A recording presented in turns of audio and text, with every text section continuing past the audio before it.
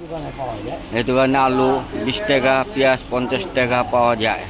সব কিছু সস্তা দামে পাওয়া যায়। চাইলে আপনারা এই ভদ্রলোকের কাছে আসতে পারেন। এখানে হালকা হালকা দাড়ি, সাদা দাড়ি আছে, গায়ে একটা গোলাপি রঙের শার্ট আছে।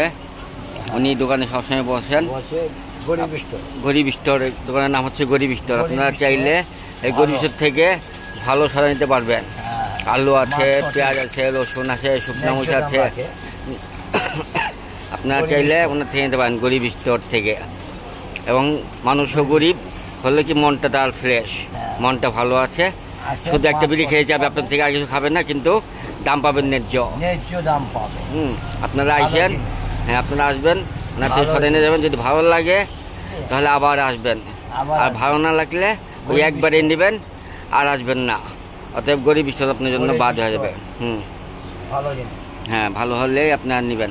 আগে বাড়েন, আপনি আগে বাড়েন, ওইখানে ভিডিও করে আপনার। হ্যাঁ,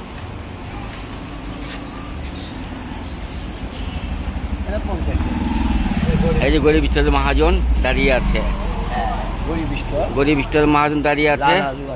লাল আলু, সাদা আলু, গোল আলু, আদা, রসুন, পেঁয়াজ, শুকামরিচ সব পাবেন আপনি এই গরিব স্টোরে।